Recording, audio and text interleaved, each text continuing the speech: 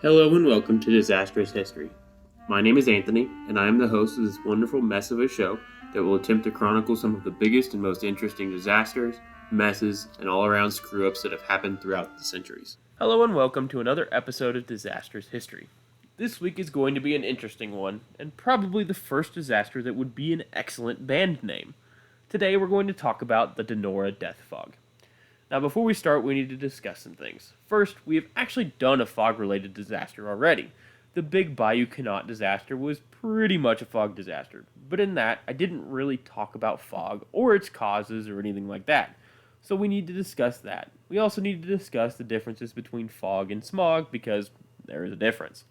So let's start with fog. Fog is caused by moist air being cooled to its dew point and the water condenses in the air and then just kind of hangs there for a while. Now there are different kinds of fog. The first type and most common is called radiation fog. Radiation fog occurs when there's a clear night and no wind. As the heat from the earth absorbed from the day radiates out into space and cools off, warm moist air near the ground will reach its condensation point and form fog. The fog you see in the valleys in places like Appalachia and the Rockies and the Ozarks is radiation fog. It just starts off with the air mass on the ridges, which then becomes dense and heavy and slides down the mountainsides into the valleys where it cools off more and condenses into fog. That's what gives the Ozarks and the Appalachians that really cool, like, fog in the valley look.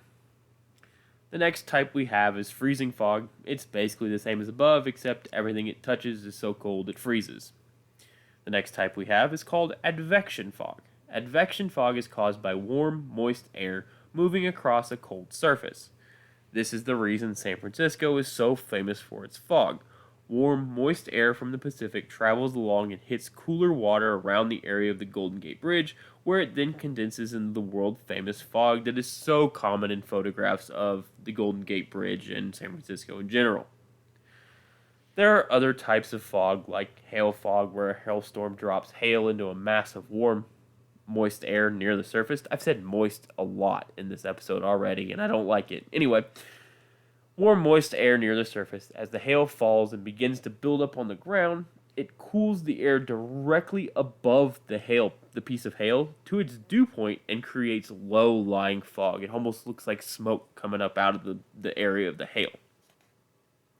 So, that's a really quick crash course in fog. Pretty simple stuff. But what is smog? It looks like fog, it acts like fog, but what is it exactly? The actual word smog is just smoke and fog combined together. And that's because smoke and fog were the first smog. That was the first smog reporting, was a bunch of smoke and a bunch of water vapor condensed in the air and it made smog, so it looked like fog, so they named it smog. We're not really creative with our naming as a human race. What we are good at as a human race is creating new types of terrible things. There are now two types of smog. There's winter smog and summer smog, or if you'd prefer, London smog and Los Angeles smog, as they're relatively commonly known. Summer smog. Man, try and say summer smog 5 times fast. That's difficult. Anyway, summer smog is scientifically called photochemical smog. It's also called Los Angeles smog, as I just mentioned, mostly because it was first identified there in the 1950s. Summer smog is made up of exhaust from cars and industrial exhaust from industrial plants that interact with sunlight.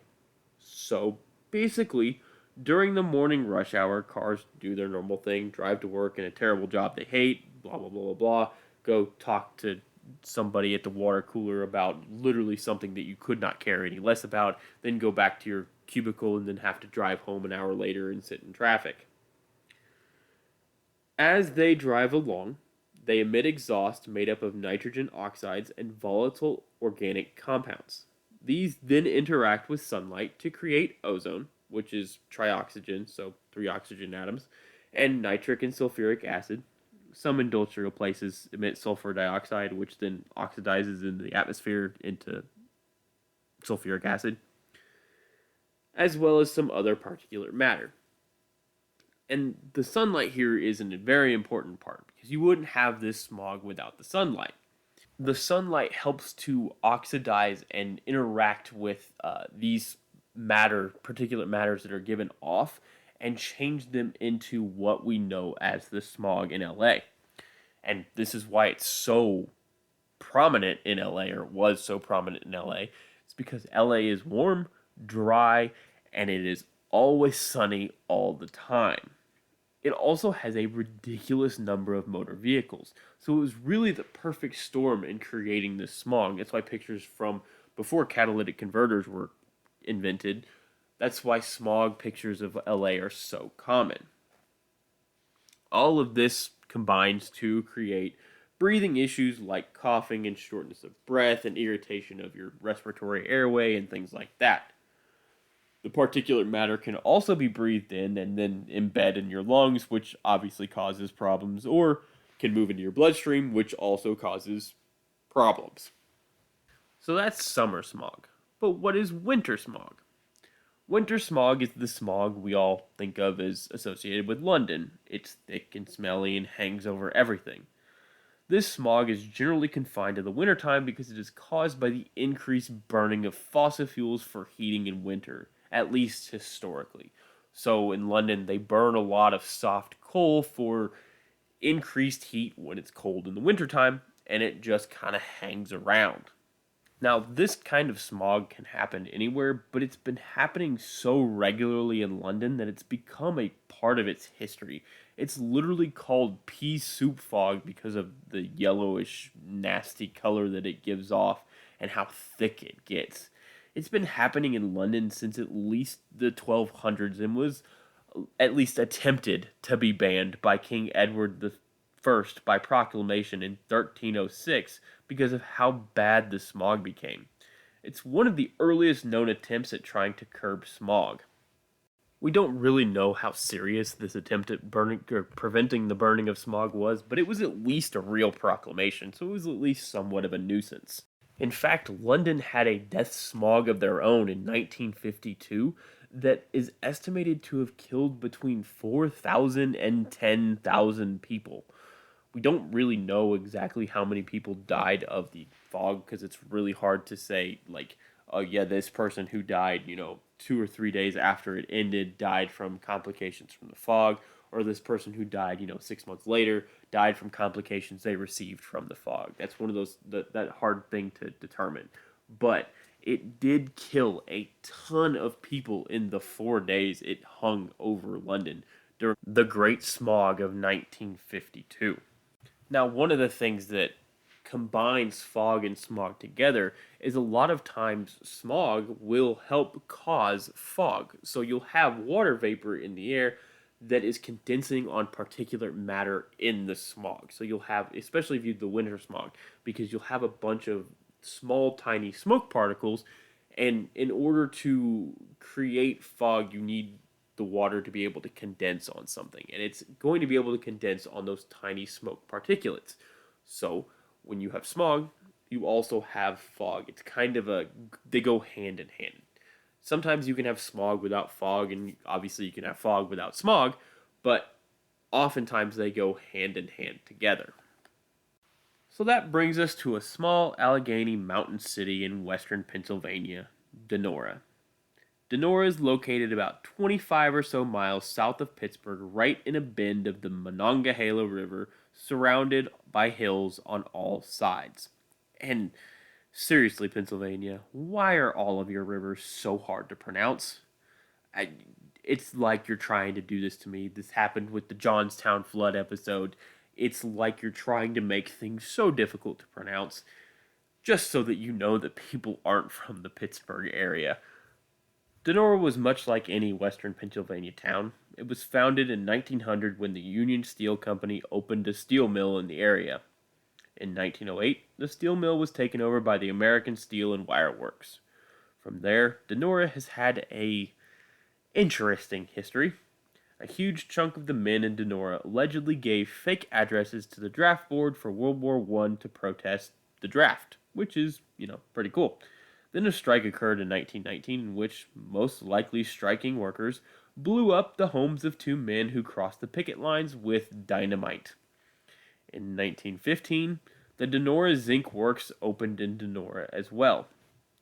The steel plant occupied the extreme southern portion of the riverfront, the wire plant occupied the center portion of the riverfront, and the zinc works occupied the northern portion of the riverfront. So basically, you've got the steel works, which sends completed steel into the wire works a little ways up, and then you've got a bridge over it, and then north of the bridge, you have a zinc works. Now, these three, basically two plants, but three plants in general, are extremely important here. The mills employed huge percentages of the town. It was something like 60%, because that's just how these towns worked. They were the only employer there, so they employed most of the people. You'd have the men come in and would work in the steel works, and then other people would work at different places they needed in the town, like a grocery store and stuff like that. But still, the vast percentage of people in the town worked for the town, the company town, the company mill. It wasn't quite a company town because it was a bit bigger than that, but it was pretty close. And it was pretty close to a company town because both plants were owned by U.S. Steel. The steel mill produced wire, nails, barbed wire, welding rods, and other things like that. The zinc works produced zinc, cadmium, unrefined lead, and, well, sulfuric acid. The zinc works in particular had caused major problems for the city of about 14,000 people. It is alleged that for a mile around the plant, nothing would grow in the ground because of zinc and cadmium pollution from the plant. Farmers regularly complained that their livestock died, that their crops died, and they could not get anything to grow anywhere near the zinc plant. Eventually, the residents of Donora banded together multiple times to sue U.S. Steel for polluting the town, claiming it was causing health problems and killing all of their livestock and crop. U.S. Steel was able to use their money to outlast the lawsuits from the town people, but they did at least attempt to make the area less terrible. They attempted to modify their smelting furnaces to make them pollute slightly less, although it did not succeed. Now, there were a lot of pollutants that were being pushed out by the zinc works, but there were three main ones that were being produced from the smokestacks: sulfuric acid, nitrogen dioxide, and fluorine, as well as some others in smaller quantities. On a normal operating day, the wind would just take all these pollutants and spread them out over the area, which is, still terrible, but keeps them below killing people levels. Now, don't get me wrong, Donora had smog regularly, but it was seen as a nuisance at most. Nothing like what was about to occur had ever been seen in Donora. So that brings us to the morning of October 27th, 1948. Now, normally, in normal atmospheric layering, you have cold air high up and warmer air down low. This is because the higher air is at a lower pressure, which means a lower temperature, and the air lower to the ground is at a higher temperature because of the warming from the sun, and it is also at a higher pressure. But occasionally you'll get a situation where a cooler, denser air mass has settled close to the ground, and a warmer, less dense air mass moves into the same place. Instead of moving the colder, denser air out, the warm air travels up and sits on top of the colder, denser air. This is what is called a temperature inversion. If the cooler air is sufficiently humid enough, fog can begin to form. And because there is no air movement at all, the fog just sits there until something from outside the area breaks the inversion cap and gets things moving again. And it isn't just fog that stays. It is any particular matter generated in the area. It's just not going to go anywhere. There's no wind, there's no movement, it just sits there. This is what happened to Donora on that fateful morning in October of 1948. A cold mass of air settled into Donora. Then a warm mass of air settled on top of that cold mass of air, and then there was no wind. But it's not just the air causing a problem here, because temperature inversions happen anywhere, But there was a particular issue with the location of Donora that made this even worse.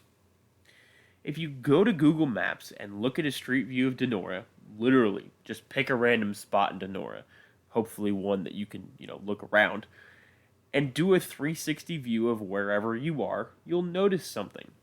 The city sits in a flat spot in the bend of the Monongahela River, but surrounding it on literally all four sides are steep hills. What do hills do when you're down in basically a valley? They block wind. Now, if that temperature inversion is sitting below the tops of those hills and that warm air mass is just sitting there, it's never going to break.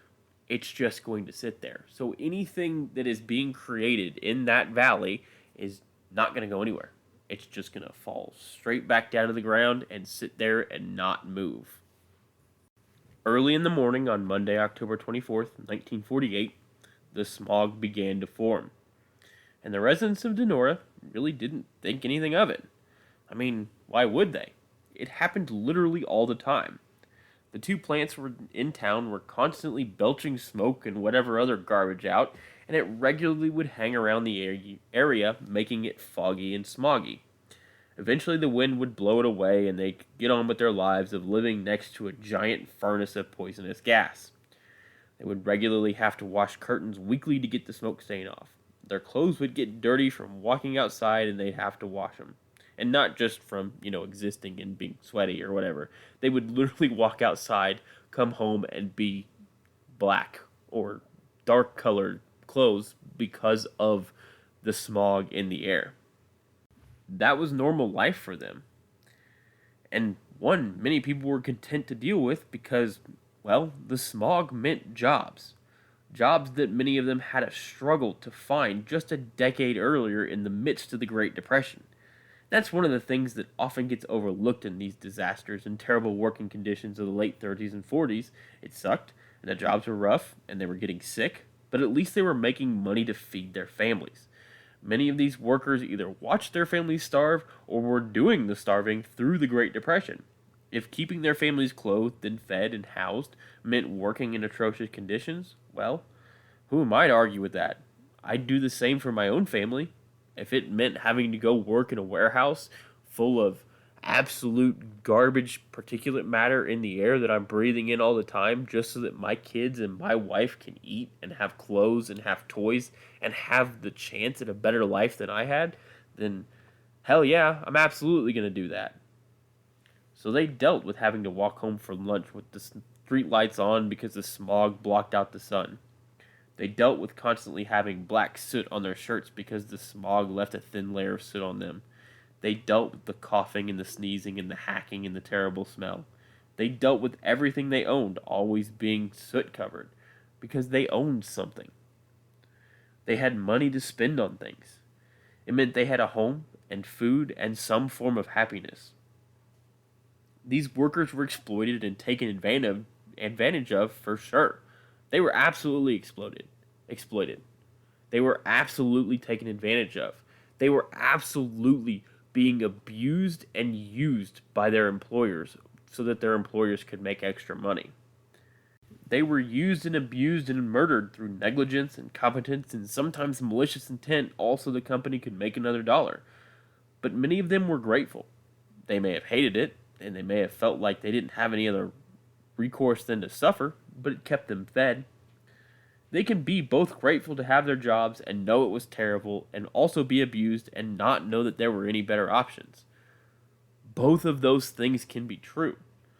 One of the residents of the nearby town of Monongahela, Dwayne Patterson, who lived in Monongahela at the time of the death smog, literally said things were tough back then, and you knew the mines and the mills were unsafe, but they put bread on the table.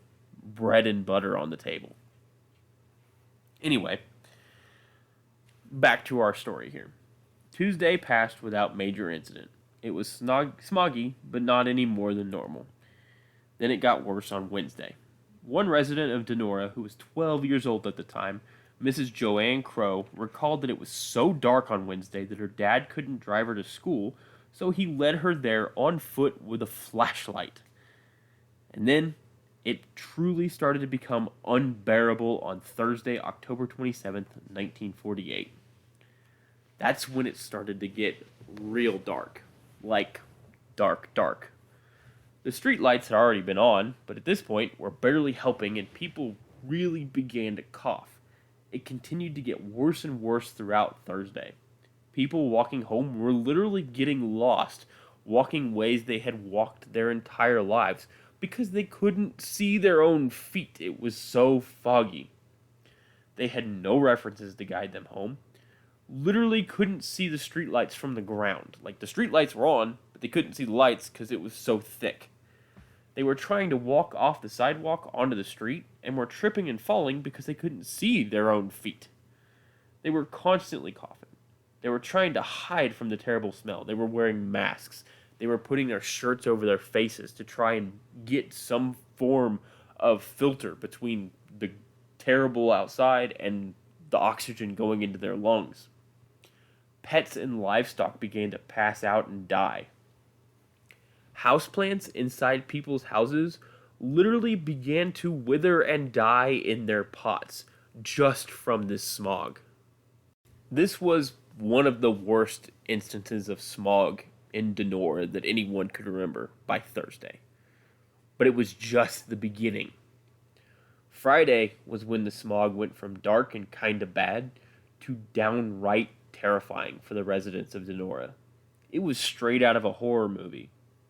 Sunday was Halloween, so they had planned their annual Halloween parade for Friday the 29th. And despite the terrible conditions, they continued on with the parade. Well, allegedly continued on with the parade, because literally no one could see the parade. The fog was so thick. Many of the residents reported that they literally couldn't see the floats. It was just vague shadows kind of moving through the dark smog. Almost looked like they were floating by. It was so dark. Now, I have to admit, a ghostly Halloween parade through thick, dark smog seems pretty cool if it didn't smell terrible and it was almost impossible to breathe. Because Friday afternoon is when people really began to struggle to breathe properly. One nurse who worked at the American Steel and Wire Company, Eileen Loftus, reported that she first received a patient at about 4 p.m. Friday afternoon, gasping and wheezing in a panic, unable to get oxygen into his lungs. Eventually, she had so many workers receiving oxygen in her nurse's office, she ran out of beds and exam tables, so they were on desks and on the floor. People walking home were struggling to breathe, were coughing, were hacking, and were running into telephone poles and parked cars. They were bumping into walls, and again, just unable to see literally anything. People had to start crawling around on all fours on the ground just to make sure they were getting to the right place because they were afraid they were going to trip and fall and injure themselves if they were walking. Emergency calls began on Friday in earnest. People scared to death and coughing and needing assistance. Doctors throughout Donora began to make house calls to patients desperate for oxygen. They would provide them oxygen for just a few minutes, then move on to the next. An ambulance was being used at one point Friday to try and help care for victims, but one of the doctors had to walk in front of it with a flashlight to help guide it because they couldn't see to drive. Then, they couldn't drive at all. The cars wouldn't start, the smog was so thick. On Friday evening between 7 and 8 p.m., firefighter Bill Shemp received a call from his fire chief that he had to bring oxygen to residents. So, he strapped on his oxygen tank and began to walk, house to house, giving people oxygen for just a minute, then moving to the next house. Eventually, he too found that the air became so thick and so dark that he had to crawl from house to house, feeling his way along the ground to get into the next place to give someone a quick hit of air before being forced to leave them and move on to the next person. He'd give them a 5 or 10 second shot of air, wait a few minutes, then give them another 5 to 10 second shot of air, and then leave. He was being forced to make the decision on who was going to get oxygen and who wasn't. Basically, having to decide who was going to live and who was going to die. As he was crawling from house to house, he would be radioed by Chief John Volk telling him where the next emergency call was coming from. And I have to explain this a bit better because as firefighters, you were trained in how to crawl below the smoke layer because in a fire, the smoke's up high and you go in and you crawl down so that you have a little bit better visibility, and also the smoke layer is really hot, so you don't want to be standing in it. Now, what's happening here is there is no like upper layer smoke layer. It's thick all the way down. But you're trained as a firefighter on how to crawl through dark situations. But there's a problem because as a firefighter, when you receive this training, you are doing it in a confined building. So there is a defined edge of everywhere you're going. So like say you're searching a house. You go in the house, you drop to your hands and knees, you stick one arm on the wall, say your right arm if you're going to do a right hand search, you stick your right side on that wall and you maintain contact with that wall as you go through the entirety of the house. So you're always up against a wall. Like you're always up against the right wall. No matter where you go, you stick to that right side. What he is doing is he is crawling through a town.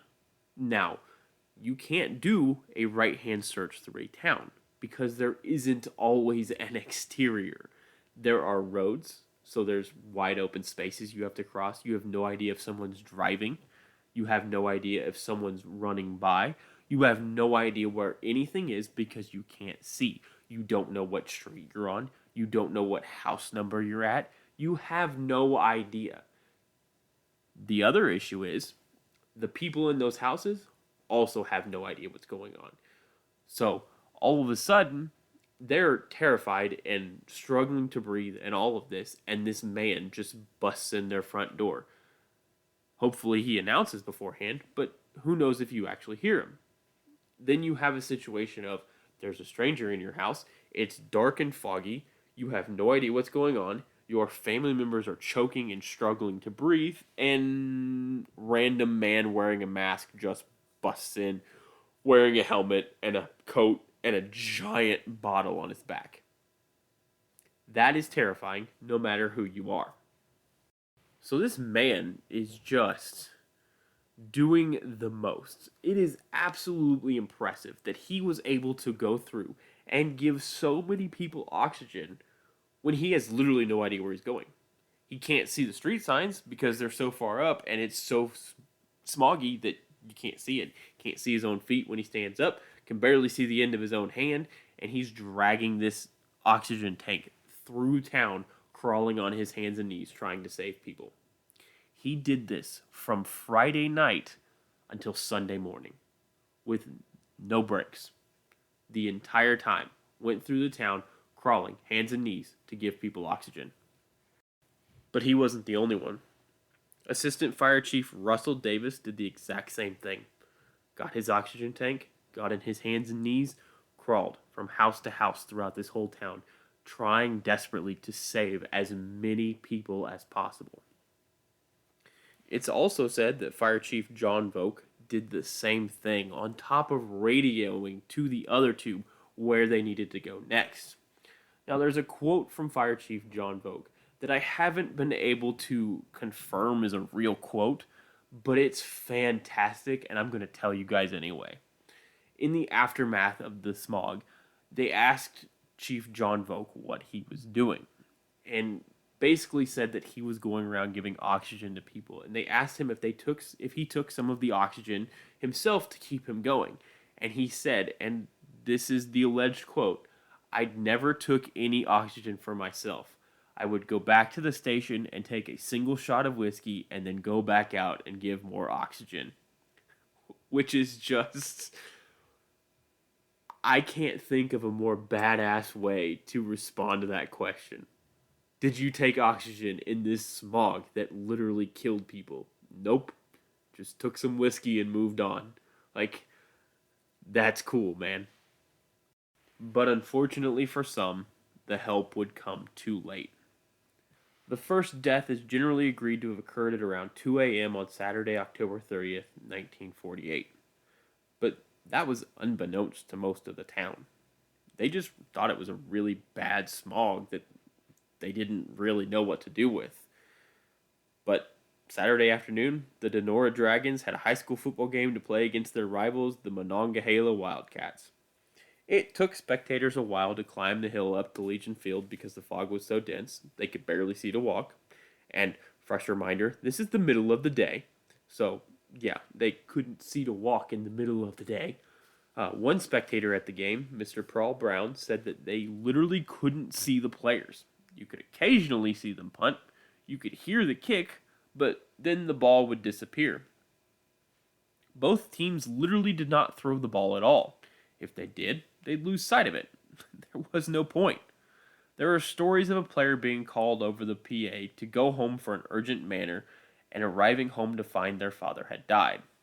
But the story that is commonly attributed to one player very much did not leave the game midway through, since he scored Denora's only touchdown in the fourth quarter.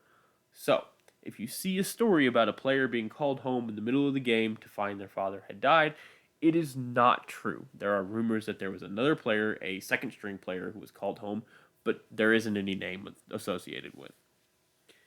In the end, Donora would lose the game to Monongahela 27-7 in a game that was never close and was described as a beatdown, which, in the long run, really doesn't matter considering, the fact that walking home from the game involved crawling along the ground to make sure they didn't trip and fall and run into anything. From that first death at 2 a.m. on Saturday until about noon Saturday, 10 more people died. Thousands of people were impacted with various respiratory and cardiac issues, but the fog still hadn't lessened yet. All day Saturday, people tried in vain to leave Donora, but the roads were clogged with cars and people that couldn't see 5 feet in front of them, and the cars couldn't even start, let alone actually evacuate anyone. Every hospital and clinic in the town was completely packed, full of people desperate for oxygen and clean air. And just so we're very clear here, the steel mill and the zinc works continued to run this entire time, despite the very clear signs that this smog was getting significantly worse, and it being very, very obvious what was producing this terrible smog. They continued to run.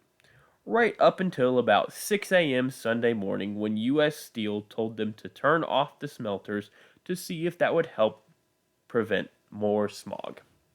Finally, by midday on Sunday, Halloween of 1948, the fog began to disperse from a rainstorm moving in, and Denora's multi-day disaster straight out of a horror movie was over, at least visibly.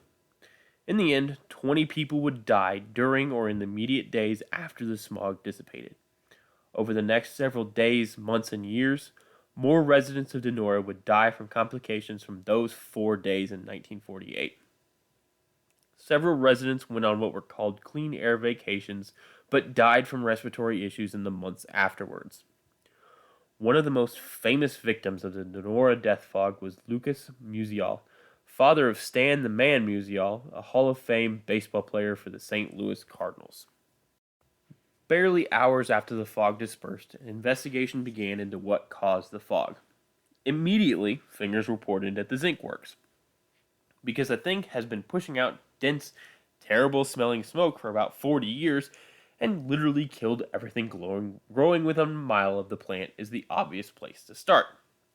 But there was a problem with that. Remember how I said the plants employed a huge chunk of the town? And those plants were owned by the same company? Yeah. That means that 6 of the 7 borough councilmen were employees of U.S. Steel. And not just regular employees, supervisory employees. If they came down too hard on the mills, then they feared that could mean loss of jobs. And loss of jobs means closing mills. And closing mills means they lose their jobs. It's not that they didn't want some sense of responsibility placed on the zinc works. They did. But they didn't want it to go overboard and cost everyone their jobs and basically cost the town its entire existence. they wanted a local ordinance that would help curtail some of the worst of the zinc works pollution, but believed that a state-sponsored investigation would whitewash the zinc works and not lay any blame at their feet. So they requested the newly formed United States Public Health Service to perform an investigation, thinking that they would have the gall to place some blame on the zinc works and give them the ammunition they needed to help implement something in the town, because they needed proof that there was actually a serious problem to implement these changes, to implement something to get the zinc works to change their policies to help prevent more pollution. Pittsburgh had done something in the years previous when they'd had a major pollution problem, but they were able to prove that some of the pollution was coming from these factories, and that gave them the ammunition to make this ordinance. So they needed something official saying the zinc works caused the majority of this pollution. The zinc works was the reason this was so bad, and we need to do X, Y, and Z to help prevent that from happening again. That wish would not be granted. The USPHS, that's really hard to say, refused to do an investigation, saying it was an atmospheric anomaly.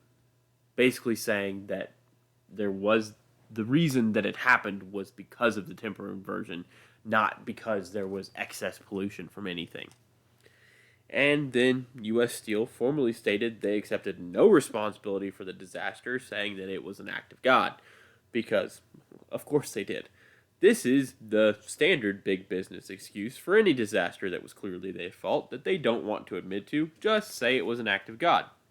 Staring directly at you, South Fork Hunting and Fishing Club, located just 18 miles away, where some 60 years earlier you claimed an act of God blew up your dam that was built of manure and dirt and random things you found lying around. Anyway, then the USPHS decided that they did want to investigate the incident.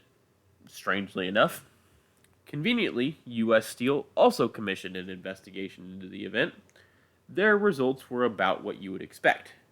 The investigation was under the instruction of a man by the name of Dr. Robert Kehoe. Dr. Kehoe's basic theory was that pollution had always existed, but had been marginally increased during recent industrialization of the United States post-World War II. He then contended that only sustained high doses of exposures of hazardous materials could cause problems, which we all know is flat out garbage. One of the things that Dr. Kehoe did that was probably a good idea, but he didn't think through entirely, was he didn't... So the state government did a canvass of the town to see how many people were affected by the 4-day smog. And they got a rate of about 42% of people who said that they were negatively impacted through their health through the smog.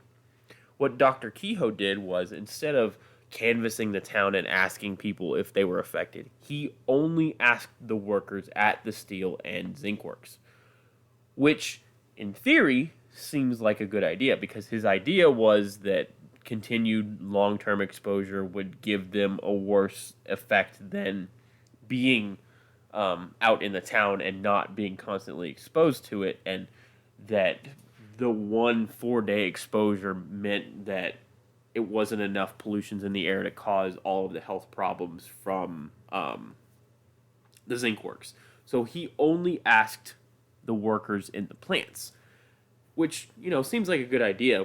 We do know that long-term exposure tends to cause more problems, but short-term exposure also causes problems. But that's not the point I'm trying to make here.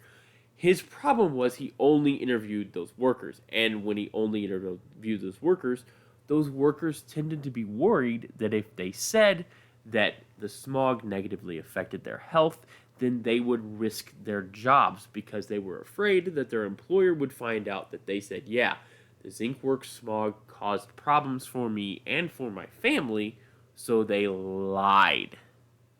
Which is a thing that you have to take into account when you do health surveys like this, is you have to take into account that people are afraid to answer truthfully because they are afraid of negative consequences coming down for them, especially something like this, where your employer has caused a problem.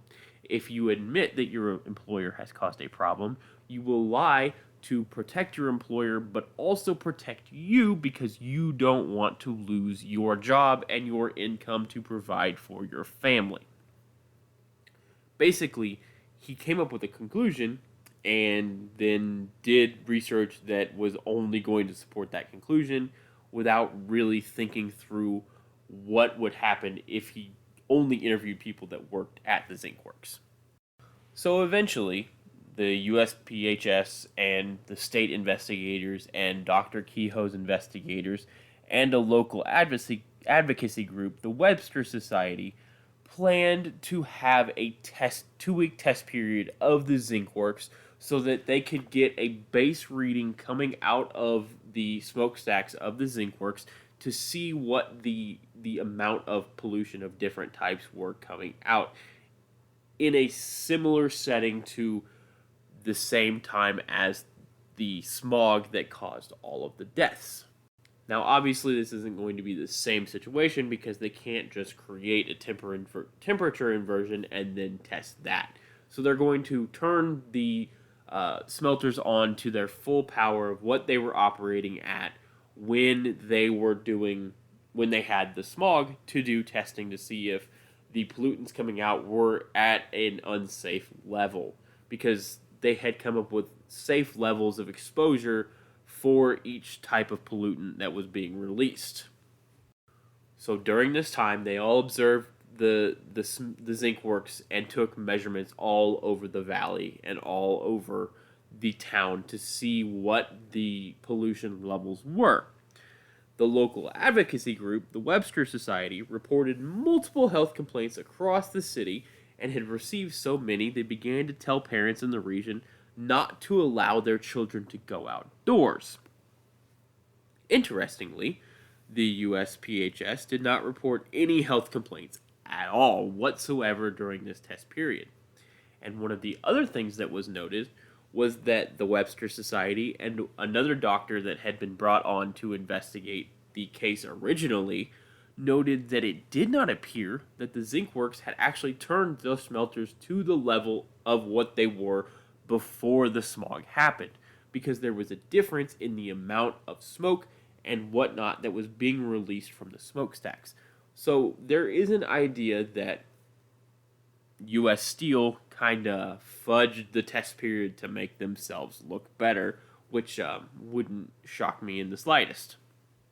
This test period basically confirmed for the USPHS that the amount of pollutants being given off by the zinc works did not reach their levels of dangerous exposure. And if the councilmen of Donora thought that the federal report would conclusively pin the disaster on the zinc works, then they were very, very sorely mistaken. The preliminary report, because they never released a final report, essentially made zero conclusions. That's not entirely fair. They made conclusions. Their conclusion was that they didn't know which pollutant actually caused the problem, or which combination of pollutants caused the problem. They kind of danced around the zinc works being the issue without outright saying it. They recommended reducing the pollutants from all sources in the town, not just the zinc works. Which, sounds great in theory. Reducing pollutants is wonderful. Except that is hard to do.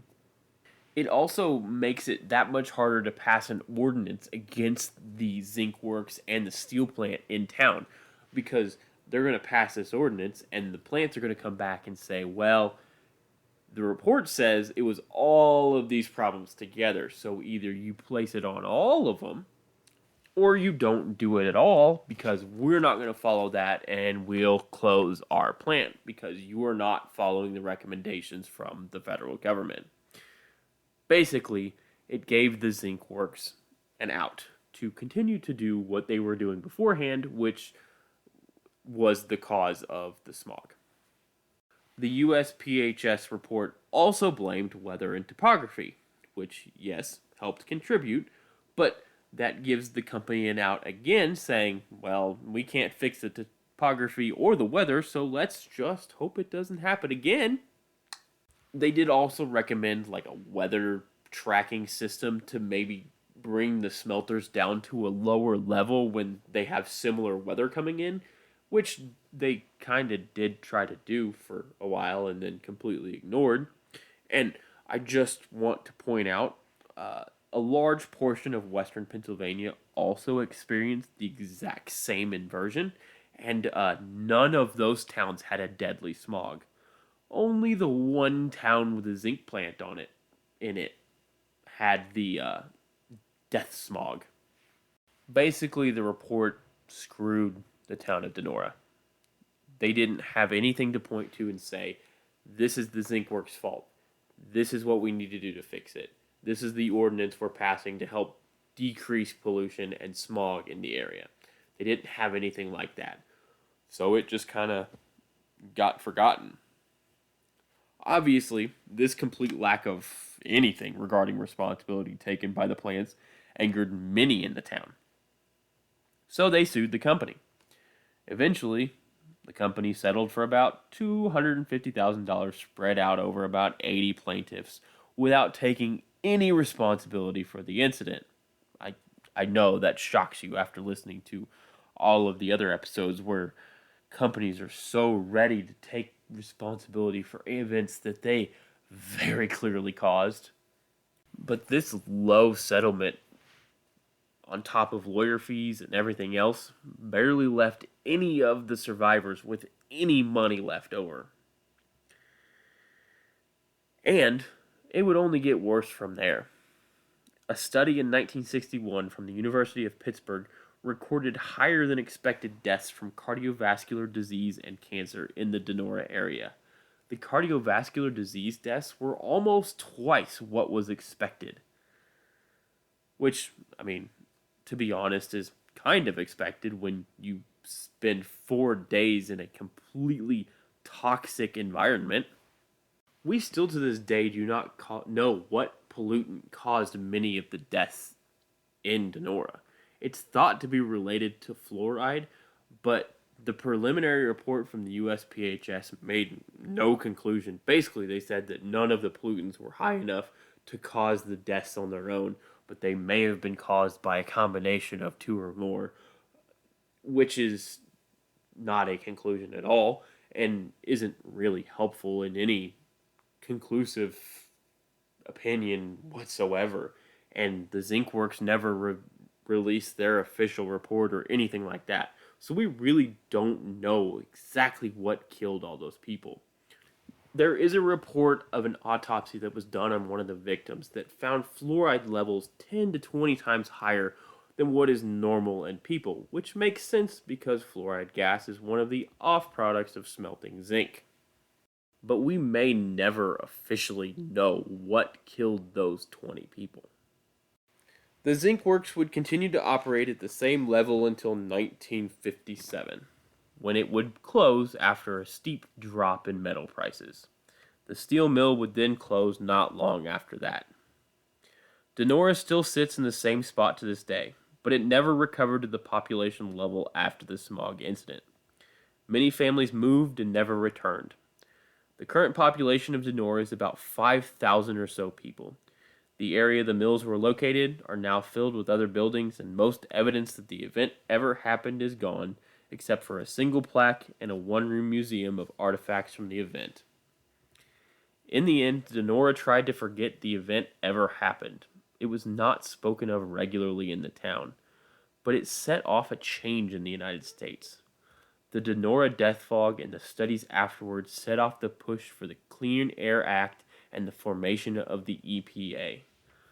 Donora even now has a sign up in their town that states, "Clean air started here." And that brings us to the end of this week's episode. I hope you guys enjoyed it. As always, you can follow me on Twitter, Disastrous History, spelled disastrous, HSTRY, so history without the vowels. You can also follow me on Instagram, Disastrous History spelled correctly, and on TikTok, Disastrous History spelled correctly. You can also send me an email at disastroushistory@gmail.com, Let me know how I'm doing. Let me know what you think of the podcast. Let me know what you'd like to hear more of. As always, thank you guys for listening. I appreciate it greatly. Stay safe, and remember to check your smoke detector batteries.